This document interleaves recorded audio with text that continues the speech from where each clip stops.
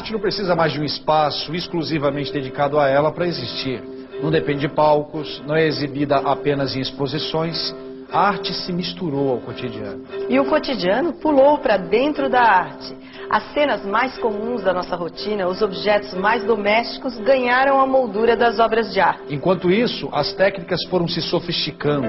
Os artistas ganharam o reforço da tecnologia e as habilidades artísticas passaram a ser limitadas pelas máquinas.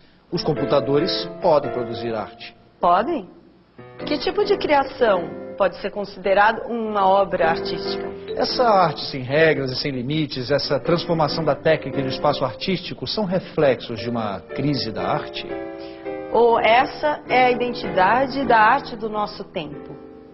A gente convive com algumas análises sobre a arte contemporânea, não exatamente sobre a arte contemporânea, mas sobre o mundo contemporâneo, considerando, por exemplo, o excesso de técnica, o excesso de tecnologia, né?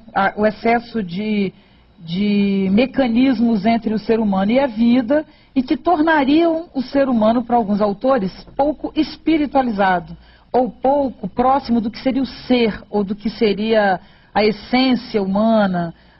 Então a discussão o homem contemporâneo se afasta dessa dimensão, e por isso a arte perderia e perderá cada vez mais o sentido, ou estaríamos vivendo, na verdade, um deslocamento desse espaço artístico. Nós estaríamos vivendo um deslocamento desse poético. Como é que a gente encontra essa dimensão? Será que existe um espaço para a arte separado? Eu responderia, na minha perspectiva, que não. Que essa separação, ela faz parte, os lugares específicos da arte, talvez elas façam parte de um mundo segmentado também, um mundo fragmentado, né? Tem uma questão interessante sobre a arte que não diz respeito não só ao domínio da arte, do teatro especificamente, da pintura, ou das artes plásticas ou da poesia, mas que dizem respeito à retomada da relação do ser humano com a arte. Será que a arte já foi de todo mundo e depois ela passou a ser dos artistas? Queria que a gente falasse, seria isso. Queria saber se vocês, o que vocês pensam sobre isso? Dessa dissolução que parece que existe das fronteiras da arte atualmente. Eu acho que essa multiplicidade de informações e possibilidades que a gente tem, realmente eu não me vejo, isolado, trabalhando sozinho no meu ateliê. Eu tenho necessidade de interlocução. Então, muitas vezes eu já ouvi alguns acadêmicos falando que a arte não tem nada a ver com comunicação. Mas não existe o artista que não queira se comunicar. Então eu acho que existe sim, eu acho que o fato de ter uma reverberação, de ter um retorno do que é feito, isso me faz ver o que eu vejo de outra forma, e eu sou atingido pelo que eu mostro, de como que isso volta para mim e de como que isso acontece para todo mundo também. Então isso me faz estar no mundo. Além de ser um produtor de imagem, de coisas, eu sou um espectador, não só de imagem, mas de texto, de cinema, de teatro. Então, essa coisa que a gente vive atualmente é muito importante.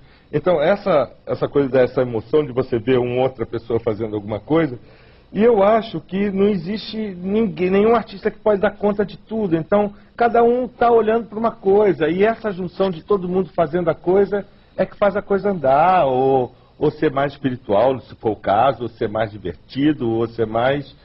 ou deixar de ter simplesmente a sensação da sobrevivência, mas de viver mesmo. E tem um negócio que eu sinto, assim, que outro dia alguém estava contando uma história da mãe, que estava fazendo um curso de memória, ou de uma coisa assim. A minha mãe tem 82 anos já, e também fiz um curso de memória outro dia. E aí ela está falando da coisa dos circuitos neuroniais, né? Que eles vão ficando cada vez mais os mesmos. Você vai cada vez mais fixando a vida, em todos os sentidos, né? Motoramente, mentalmente, os valores, vai fixando. Padronizando. E aí, assim, o significado de envelhecer, no mau sentido, é claro, seria esse, quer dizer, você fixa tanto que você não é mais capaz, sequer neuronialmente, de olhar qualquer coisa de outra maneira, entendeu?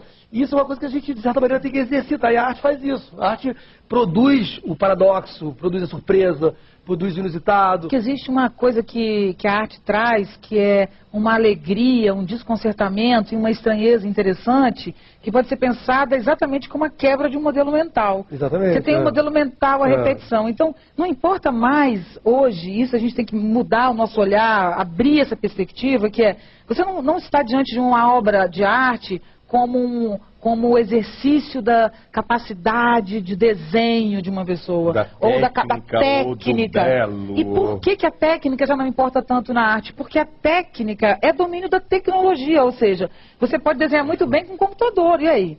Você faz para que você precisa? Então, se a técnica e a tecnologia no mundo é tão elaborada hoje, talvez a arte esteja trazendo o retorno exatamente para esse mínimo que é, que tipo de gesto artístico me desconcerta? Por que eu preciso me desconcertar? Porque eu já estou tão consertada, a gente já é tão consertado que a arte é o que provoca um vazio embaixo do teu pé, qualquer que seja, por qualquer razão. Ela te provoca uma ausência de si, não no sentido da loucura, mas de modelo mental, né? E faz você olhar para as coisas com um olhar renovado.